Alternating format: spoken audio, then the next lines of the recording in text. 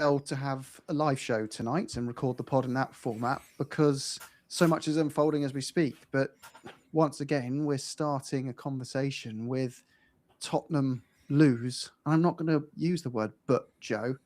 I don't. I didn't look at today's game really and think there's anything further to really start with than the manager, right?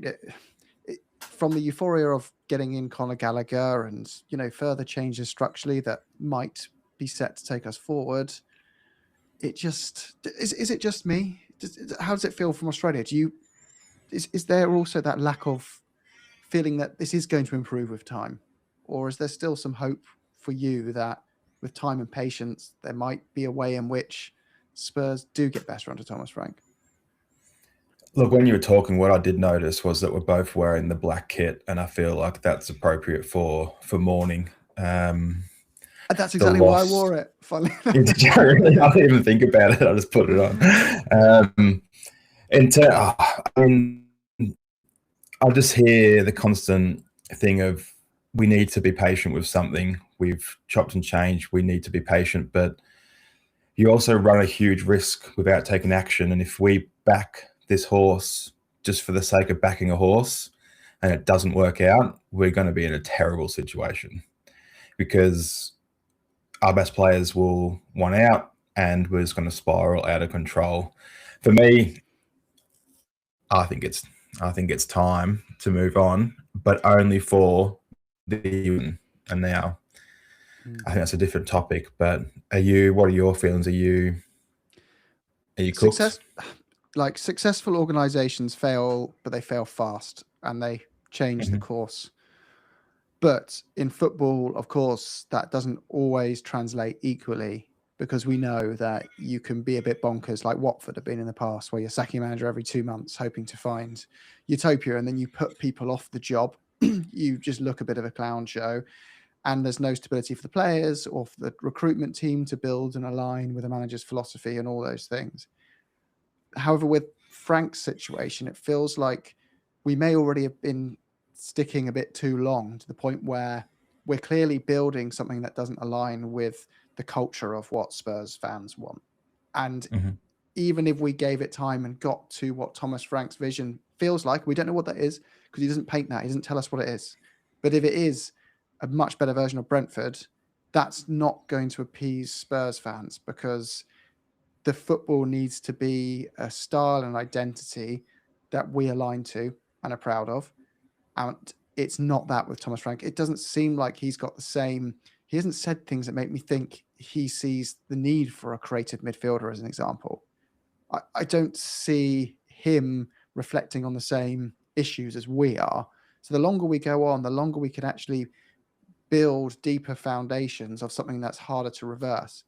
The mistake was not necessarily moving on from the last manager, but the mistake was hiring someone who had the completely opposite identity of what we agreed, at least, was our philosophy as a club. It was attacking football, dreaming to win trophies again, and believing we can punch up and get rid of all those Spursy tags.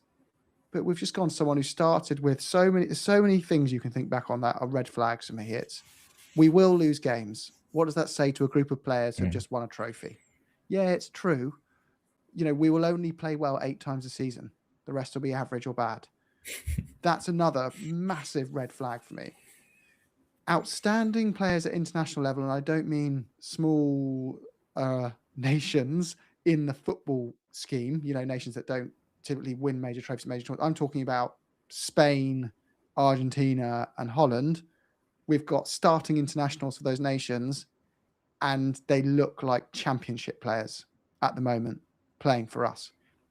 So all those things are huge red flags for me at the moment. And like you said there, we risk losing some of these players and saying it's the players, and then looking back and going, or watching them go on somewhere else and going, why on earth did we let them go? It wasn't them after all.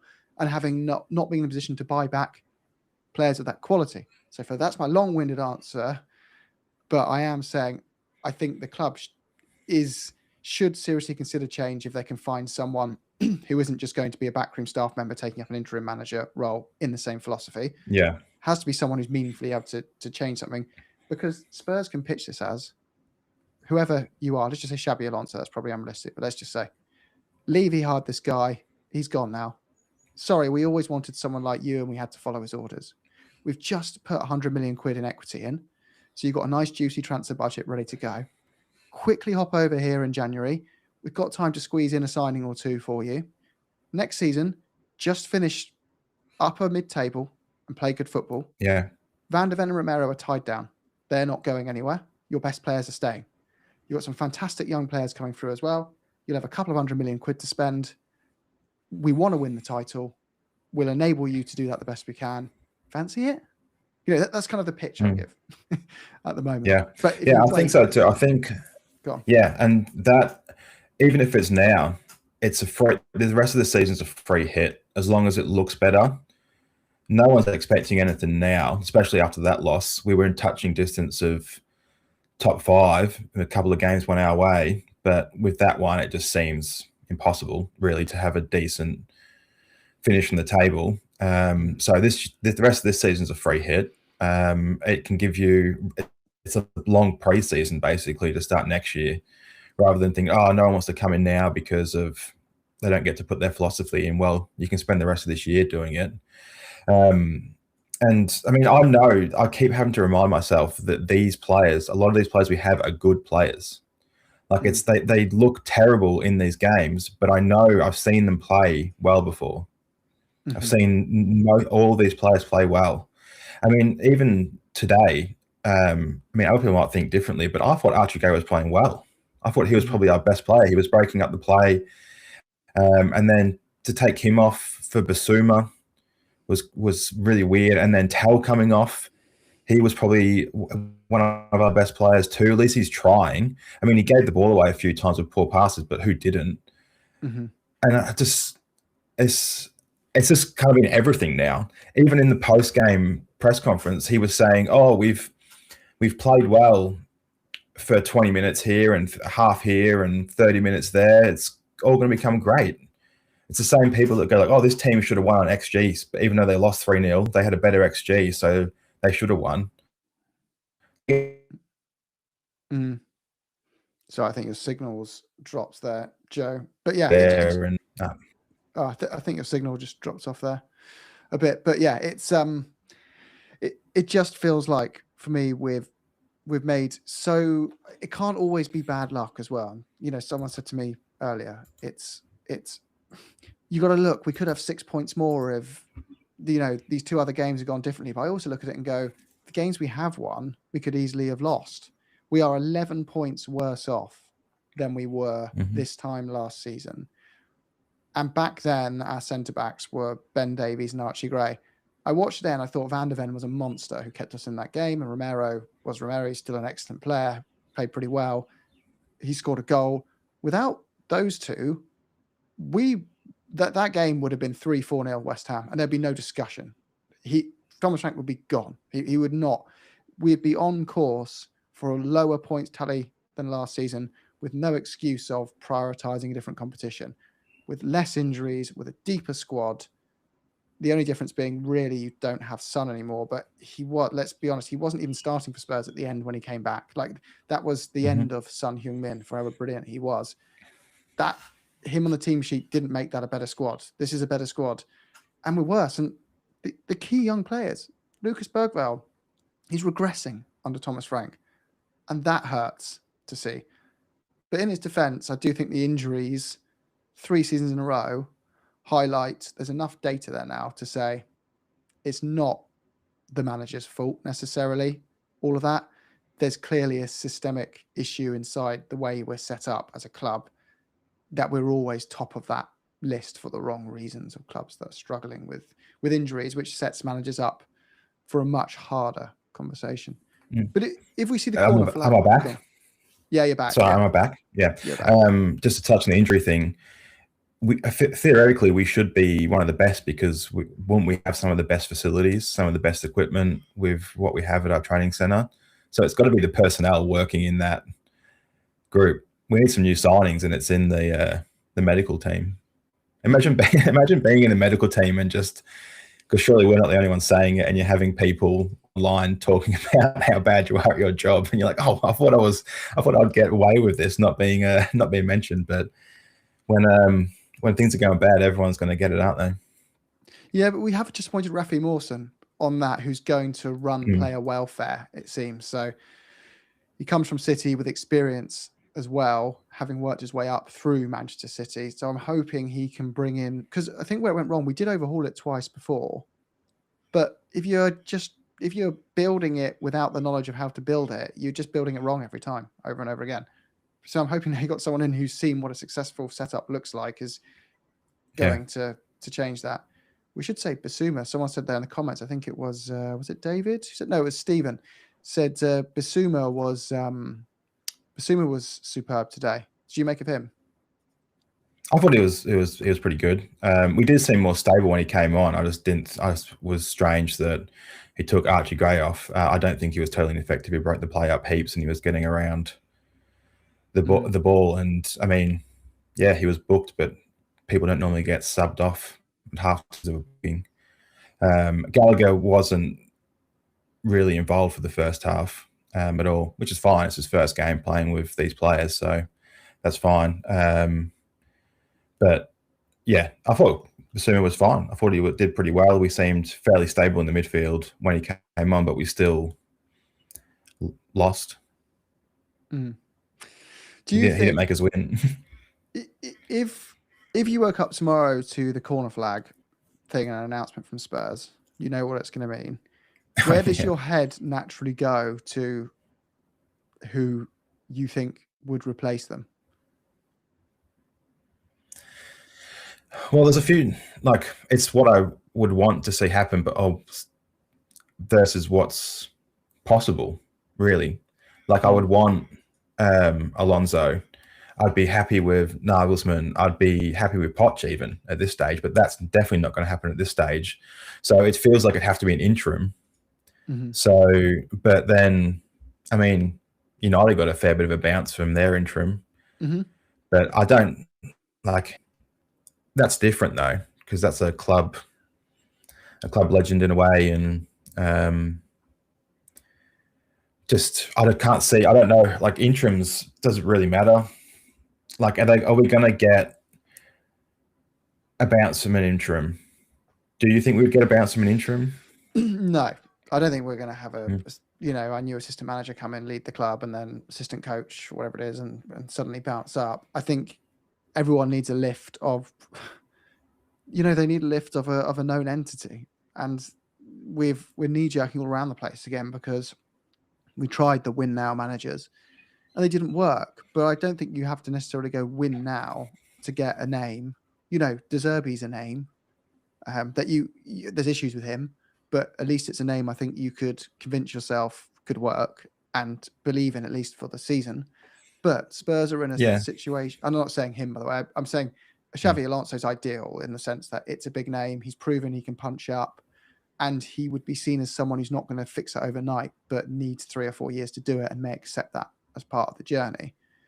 The challenge I think Spurs have is there's always that link to Pochettino.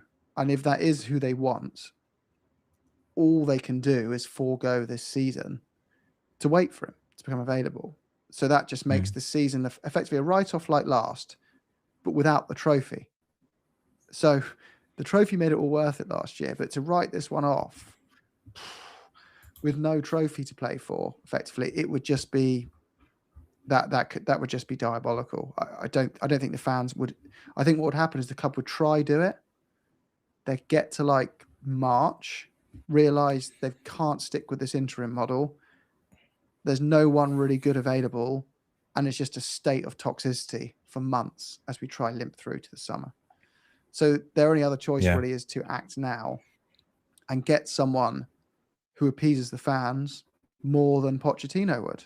And that's not easy to do. I think it's only really Alonso I could think of that stands out. What could you offer? What would you have to offer Alonso? What would be it'd be a higher wage package than Conte got, surely. Yeah, absolutely. Make him our best paid ever manager. Say you've got 150 million to spend in January and another 150 in the summer. And by the way, we can't afford that after equity injection with the ways that amortization works. And say, that will be a continuation for your tenure and you'll get plenty of time, 5-year contract. So it's very expensive for us to sack you more than anything. You've got a juicy payout there and we're going all in on you. We completely trust you. And I think the fans would give a name like that patience. I think they would say, unlike I think Frank, so. I think so. Give him time. Yeah. Yeah, I think so too. I think because you could kind of say, oh, well, does Frank become the interim manager for the end? But with this sort of form, and we're 10 points off the relegation, we could 10 points at this stage is a lot to lose, but we could slip down really low if we keep Frank, I think. I think if you stop looking at points, because points paint a different feeling than and instead speak of it in wins and losses, we are 3 potential losses from the drop zone. You're 3 potential losses away from being a point above the drop zone. And there's 18, how long is there? 16 games to go. So all it takes is West Ham to win 2 in a row and Spurs to lose the next 2. We lose to Burnley and then we've got a really tough run. Yep, and that's a club chasing us down, right? So yeah. What's our run in February? It's horrible, isn't it? Well, it's not really until March it gets horrible. Sorry. I'm looking backwards. I'm looking at backwards. Yeah, it's February. That's terrible. City, United, Newcastle, Arsenal in a row. Yeah, because we could lose to Dortmund and put our Champions League hopes in danger on Tuesday, which feels likely playing like we are. If we Burnley away, let's just say we get a point. Doesn't really change much. Frankfurt away, I actually think we'd probably win that just because we haven't, we've won so many games in a row in Europe now. And although actually it's away, let's just say we've lost that, then we're pretty much out of Europe. Then so he's out of the Champions League, and then you've got Man City, Man United, who are on a bounce, Newcastle, Arsenal, Fulham away. Then you've got a little respite in Palace, and you've got Liverpool, then Forest away, then Sunderland away. I don't see us winning more than one of those games. But if Spurs did appoint a new manager and went on a bounce, I think suddenly I look at that and go, yeah, we can beat Frankfurt. We can take on Dortmund at home. We can beat Burnley. Yeah, why not? We could, get something at Fulham, and everything starts to feel a bit more positive again. But I just don't see how it's turned around at this stage. I just don't see any. Do you know how we've always been pretty much until nearly this point, we've been looking for just anything to grab a hold of and give us something to believe in. And I guess that's what Frank's doing too, by saying we've got 20 minutes here and a half an hour there and stuff like that. But it just doesn't feel like there's anything anymore. It just feels like sometimes some of the players will just take it upon themselves. Like Romero will run up into the forward line and be a striker for a bit just to get us a goal. Or Van der Ven will just run into someone as hard as he can because he's sick of it. Yeah. And that's all it feels like is a positivity at the moment. Just people have mentioned before in the chat just quickly that Gray was hobbling off at halftime. So there's also, he looks like he might have an injury now. There's no great. I don't want to be, there's that. This isn't meant to come across in the shouty, like spend loads of money. We need to spend like Man City because we're not Man City. But there is someone sent me a picture of Man City's signings since last January, and they have signed Marmoush, Semenyo, Cherky, Rangers, Gonzalez, Nippon, so I pronounce it, Gusanov, Gahey, Donnarumma, and there's 3 more. Like they've spent £415 million over 2 windows rebuilding the squad and the depth to address their challenges. Spurs have in this window have sold Brennan Johnson for 35 million and bought Conor Gallagher for 35 million. Like, I'm not saying we need to go and buy 11 players because we can't fit them in the squads. We have got lots of good players that you're not going to be looking to upgrade, but it is plausible and fair, I think, to say Spurs can be more aggressive to go find a senior left-sided centre-back who can play left-back, who can go find a creative midfielder, and they can go find another attacking player to aid that front line at the moment who have got a lot of injuries. So bring in 3 players on top of Gallagher and act differently. We've brought in 2 or 3 before. Bring in 3 or 4 this time. Accompany that with a new name and manager. I think the whole energy of the squad goes up because new players can come in and rotate and save the injury crisis, bounce of a new manager, and Spurs can do something different. Now, again, we're not Man City, we're not state-owned, so we can't, I'm not saying go as far as them, but there is a middle ground of, I think, we could go a little bit further. And as David said, Romero's 1 yellow card away from a 2-match ban. Davies looks injured for long term. Yeah. We can't go to Danso and Dragic. There is a world. You can't keep playing Mickey van der Ven every 3 days. It's the most obvious injury incoming. You need a senior left centre-back. We need one before the hamstring pops to avoid it. But historically, Spurs wait for the hamstring to pop and then act. We need to act and prevent. That's what I want to see. We're promised so much in all these statements. It's just not happening. And that, I think that adds to the frustration, and that's out of Frank's control, and it's making his job worse. Well, we can't, like, obviously City's financial situation is different. It's not really too far off due to financial fair play. I mean, they obviously skirt around it a fair bit. But what it does show, obviously we can't buy, all those players won't come to us also, but also we can't buy that many players. But it shows their intent. Their intent is to make up the difference in Arsenal and try win the league.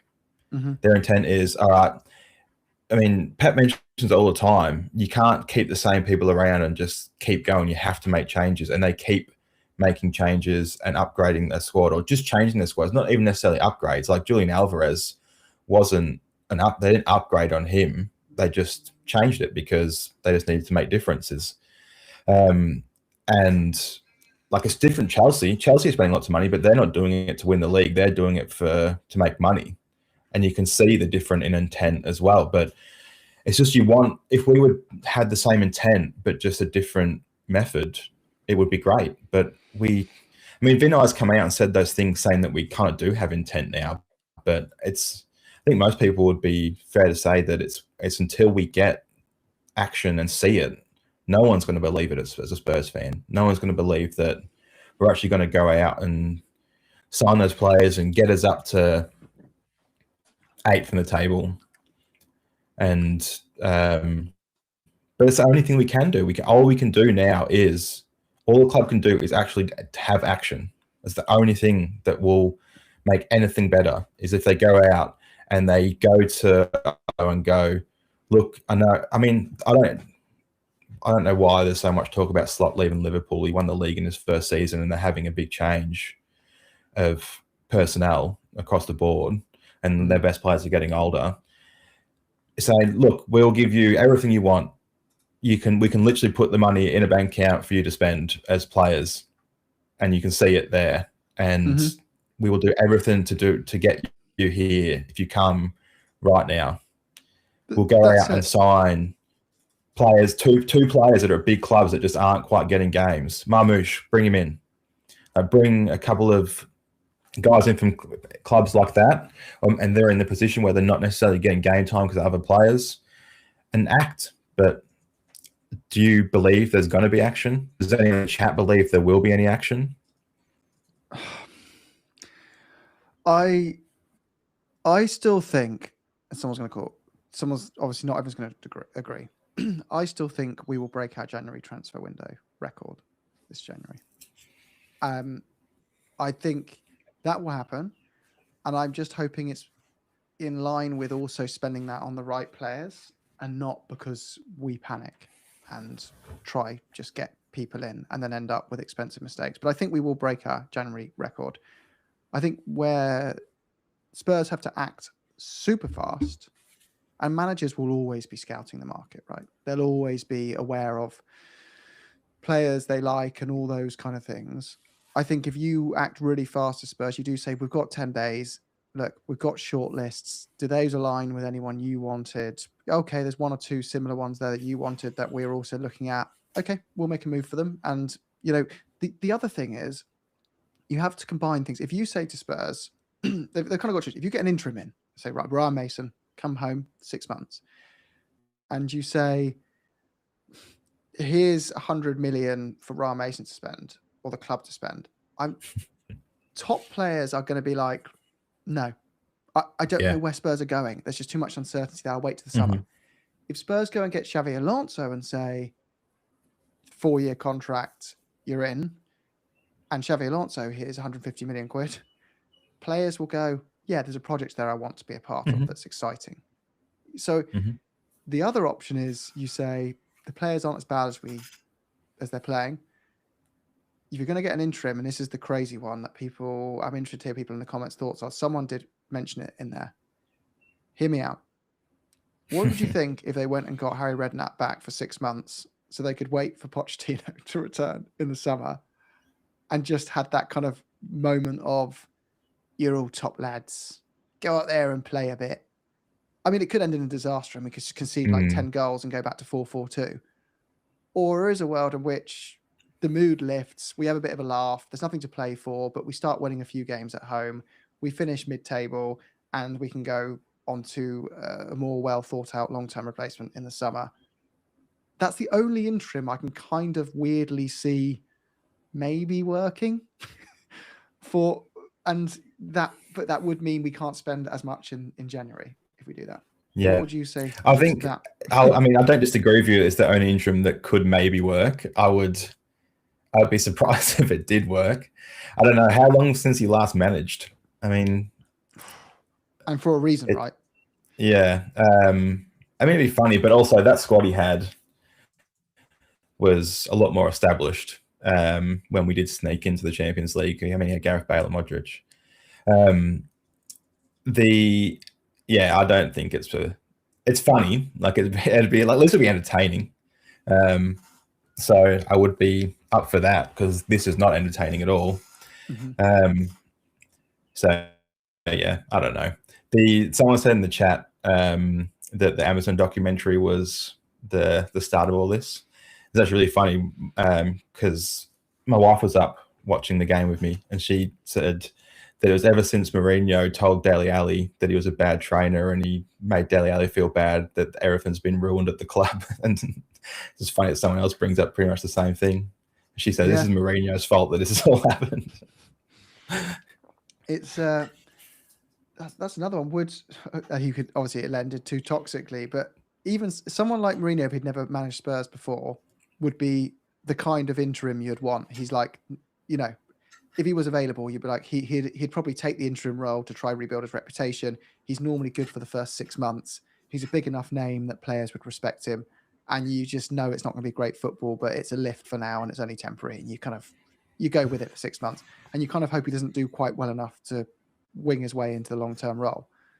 But there's just so hard to find an option like that. I'm trying to think of the other high-profile managers that are available at the moment.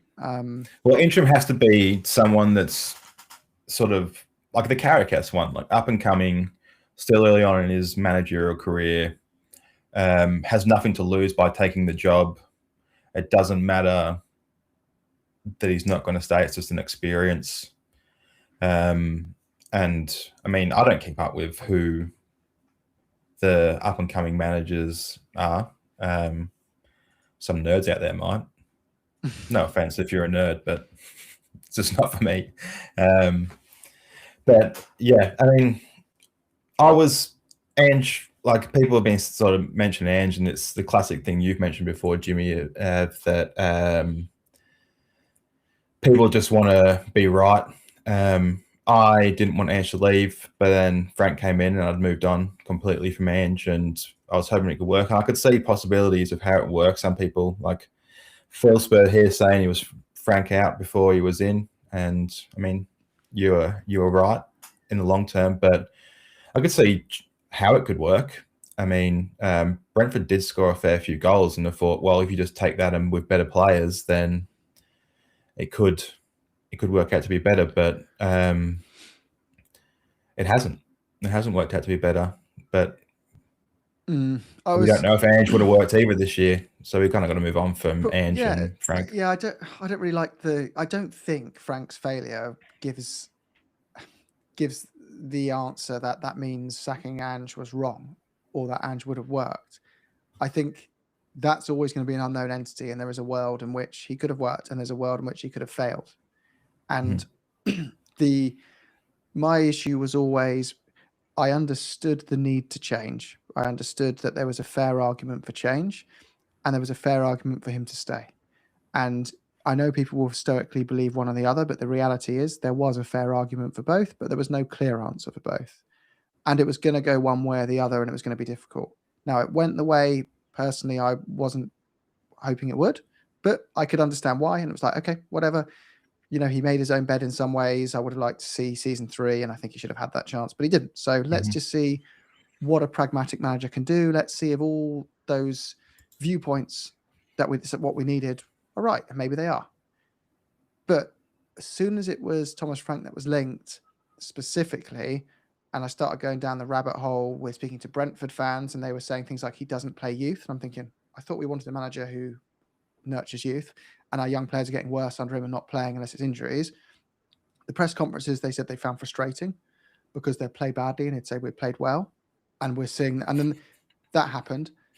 And anyway, the list went on, and then within about 6 to 8 weeks of Spurs, I was like, every single thing that was planted in my head, and we sat down with JJ, who's obviously a professional coach, and said, what do you make of the style? And he was kind of like, the issue is you've got these reactive managers, and explain the difference of managers that try set up to counter the opposition but don't necessarily have a defined style of play, and that's a risky game to play with Spurs.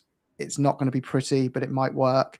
All these reservations just came to fruition and were amplified so quickly that I think it's just compounded the view that, yes, moving on from Andrew was understandable, but the person we replaced it with was not understandable, really. Like it was kind of, but that 10-point list was such a lie. When people were saying attacking football, plays youth, and I'm going over the list with people who understand Frank, and they're going, no, that's not him. Yeah. He's a good manager, but that's not him. Yeah. I'm going, well, this is bonkers. And then you start to think, did Langer just bring someone in who was his confident and friend that he trusts? Yeah. And that's... I guess some fish dinner together. Folk Off has actually brought up a good point. And it says it says a lot when your previous team gets better when the manager moves on. I actually hadn't thought about it that way before, but yeah, Brentford and lost their 3 best players. And sold the 3 best players. Yeah. I mean, there's this I want to be in the boat of we need to give someone time, but I've just lost faith. It's Frank.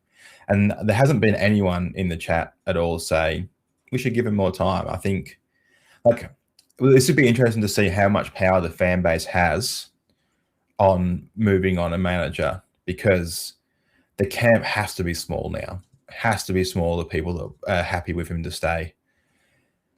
What do you reckon the percentage of we don't have people? Yeah. We just did a poll, 82%. Yeah. It's a small poll. It's about 100 people on YouTube, and there's about another 500-600 on X watching. But it's about 80% out, 20% more time. I think if you ran that poll, I did a few weeks ago, it was pretty 50-50. So the sentiment is definitely shifting. I think going out of the FA Cup was what tipped it to 60-40 against him, because going out of cups hurts. And if Spurs lose to Dortmund and start having those discussions about going out the Champions League, I think it will swiftly move to 90-10. And I just don't see a world. Even when you look at Arsenal and Arteta, when he was appointed and he split their fan base, I remember there was trust the process and this guy's a clown kind of going around. But about half of their fan base was stoically trust the process. And even under Postecoglou, I think about half, maybe a bit less, but a large portion was stoically, I will stand by him, whatever. I don't think Frank's got that core that's large enough to protect him from the boos, from the negativity, from the social media storms. and all that kind of stuff. He doesn't have people phoning in to protect him. So Yeah. that's where I feel it's harder for him at the moment. And that's partly his leadership style. He just doesn't put a vision out there that's getting people excited. Yeah, I mean, the leadership style is pretty important, obviously, but it's just also too, like, you have people that lead as a team and people that are sort of the figurehead. And I do believe that both can work, but he does seem just completely lost now. Like, he looks like a Wallace and Gromit character sometimes, just standing on the sideline. Like, he looks like his mouth open, chewing his chewing gum, and just the uninspiring press conferences. And I mean, it could be just that I just want it to change, and I'm just getting, like, I'm picking at little things now, and I'm being a bit of a child for it. Normally, I don't get upset about things too much. I don't sort of go up and down too much, but like, I am sick of this. Like, I'll tell you, I used to go to parties when I was in my 20s, right? And I would, like, if we had like a party at my house, I would sit at the table with people with my laptop at 2 a.m. watching the game in the middle of the party. Now, what I do is, other than today, is just watch the replay when I wake up. That's because it's just not as, like, I'm not as engaged to bring it in. That's because I know that 80% of the game is going to be a terrible performance with a couple of people playing well for a little bit. So yeah, I want to say, let's bring in these guys, these managers, but I don't really believe they're going to come. So I just don't know. I just don't know what's going to happen and what we should do. Yeah, well, look, the reports are mixed at the moment. Someone who works for Financial Times has said he has full backing from the board. Someone else who works for not the Financial Times but the Times says his future's in the balance and being discussed tonight. So we really don't know where this is going to go. But I think it says it all when if you woke up to the news that overnight and your phone switched on and you had 800 WhatsApp messages, what was the instant thing that goes through your head? You see, like, it's all exploded in the Spurs community, in the Oso Spurs WhatsApp chat. So, and that's why I always know something's happened, because that WhatsApp chat about it probably gets about 200 or 300 messages a day. And when something happens, it's 200 or 300 messages in 5 minutes. And I know something's happened because it's blowing up. And the last couple of times I've seen it this evening, I thought, I can't help but feel a little bit, oh, he's gone. And that shouldn't be the reaction. The reaction should be, ugh. But, and I don't mean that as like, it's good that he's gone because it means he's failed and that's bad. But I think I wouldn't feel excited for more than 5 minutes, because I'd be like, oh shit, but what do we do now? Like, this isn't necessarily going to be something better. But if I woke up to Spurs appoint Xabi Alonso, I think my inner feeling would be complete euphoria. And that sums up where we are, because that's the emotion of it. And that would be a dream. But I also, like you, I just feel so worn at the moment. I'm not sure I can picture that happening. Yeah. I mean, maybe it's that it could, like, there's also, like, you hear people or other fans of other teams talk, and everyone's kind of like, there's no way that Xabi Alonso, even Tottenham fans, no way Xabi Alonso is going to go to Spurs. And I believe that more so than anything. And that's what's a bit disheartening is, I want Frank to move on, but I don't want him to move on just because I want him gone. I want a good manager to come in. And I'm worried that we've spiraled too far at this point to bring someone in. Like Fokov again, bring up again. I do feel like Van der Ven's pretty close to leaving, even though he's got a big contract. I reckon he will be sick of this. He's already getting annoyed with the fans. He'll just throw a tantrum to get out of the club. Tantrum's probably the wrong word, because I just don't see that tantrum in him. But like, he'll force a move if things aren't changed, and he is easily our best player at the moment, in my opinion. Yeah, I think we'll hold on to him one more season, but unless there's a dramatic turnaround where Spurs are challenging for things next year, he's going to see that as his last year and be doing all the flirting and all those kind of things. But another very possible outcome at the moment is Oliver Glasner seems to be trying to get himself sacked. He's reached that point in press conference where he's attacking the chairman. and basically saying, please pay me off. No, he's definitely not who I want long-term for Spurs, but I think he's a better version of Thomas Frank, who would probably take us far in the Champions League and probably get us over the line with some better results this season. And then Spurs, I just can't see, because Alonso's going to go to Liverpool. That's I think if they get rid of Slot end of the season, Alonso goes to Liverpool. Slot, and Alonso's going to wait for that. I think why would he rush into Spurs now? But he's going to wait for that. So Spurs is only probably the best option right now is you either stick with Frank or you move him on and you try get Glasner and you say, it's only temporary. You got to prove yourself this year. And if you don't, we just go get Poch in the summer. But you could tease Glasner with almost like a trial, couldn't you? Let's see how you go for 6 months. And then even if it ends up being 18 months, if they still want Pochettino, he's still available probably by that stage, managing the USA, and he's very gettable because the World Cup's passed. I do see a world that Xavi Hernandez keeps coming up. My issue with him is the job he did at Barcelona is so infinitely different to Tottenham. Inheriting a bunch of world-class youngsters and managing a club that a player will hand in a transfer request to get to your club from pretty much any other team in the world is so different to coming into 15th place Tottenham and trying to rebuild them against Liverpool, Man City. Because the equivalent would be Xavi's job was in the Premier League. He would be interim manager for Manchester City, who had just finished second the season before. That is such a different job to Tottenham. It's just completely almost irrelevant. Not Man City, but say a club in financial trouble, but come second the year before and had loads of really good players. It's just so different. Chelsea maybe. But I mean, there's like Glasner. I think you're right. He's a better version of Frank, but I still don't think has the right ethos to be the Spurs manager. I mean, it'd be better than what we have now, I would say. And maybe he could bring with him Mateta and Morton, which would be all right too. De Zerbi, I just feel like De Zerbi, it's just too chaotic. Like for a long-term rebuild well, people don't want long-term rebuilds, but to stay long, like the longevity of a manager at the club, I just don't think De Zerbi has that in him. He's just too chaotic. Nagelsmann coming in, I think, would be a good shot. What's he up to at the moment? What's Nagelsmann doing? I thought he was managing international side, wasn't he? Oh yeah, Germany. Yeah, why would he? Yeah, I can't see why he would. It's the same situation. Leave that role.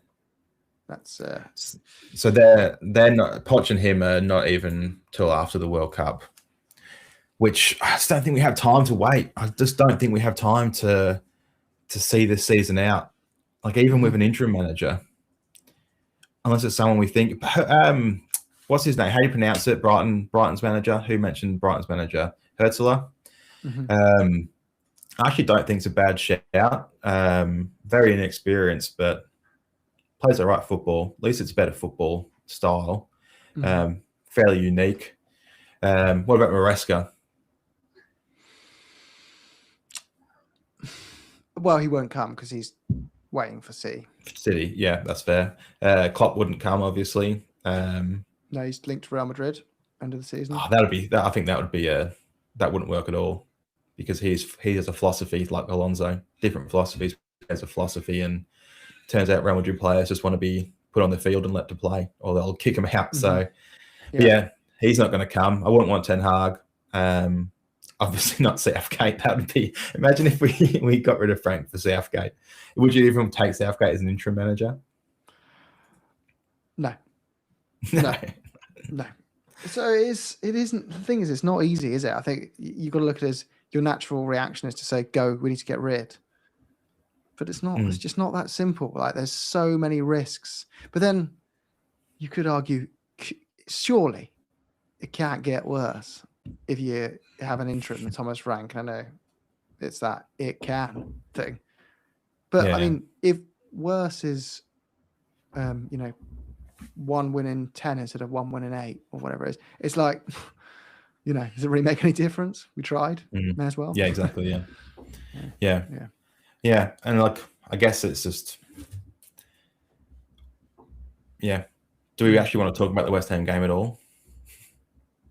Van der Ven, Romero, Vicario, all right. Vicario's error. I would like to defend Vicario a little bit and say that mistake wasn't really a mistake at the end, but it was he could have done better. It's like the moment you're in normally a well-run team has numerous weaknesses and challenges within it across the pitch. But as a team, you build a system to protect those players from their weaknesses by leaning on other players' strengths. At the moment, every player in our squad's weaknesses are horribly exposed because they're so disjointed and all over the place. And the only ones really playing well are players who are so good, they just, don't really have many flaws. So I think that showed today. Van der Ven, Romero, and Porro were pretty good. Everyone else looked like they were playing in a disjointed system. What about you? I do want to touch on Porro. He did a bit of Richarlison for me. I just kept thinking about how he's put the most crosses in for the whole league this year, and he has 1 assist, and then he got 1 today as I was thinking it. So he kind of scraped over that. But why do you think he's so unsuccessful at getting a cross in? Is it him, or is it there's just no one attacking the ball? You just have to look at how many goals were in this season and last in that front line. It's virtually none. I think it's just that. Like, his delivery looks great sometimes. I think if you put him in a Man City team where he's protected defensively and he's whipping in those balls to Haaland, he's going to get a bunch of assists. He's going to be absolutely fine. Yeah. So you're saying it's Richie and Mwani's fault that they're not. I think it's more that, and like you're whipping them into Tell and Odegaard, it's not the same. It's just not. Anyway, I do need to jump for dinner, but thank you, John. Enjoy. We'll be back, but thank you very much for tuning in, everyone. Sorry it's been so long since we did a live show. We will bring them back to multiple times a week, and if you wouldn't mind liking the video, if you can, that helps us out. And up the Spurs.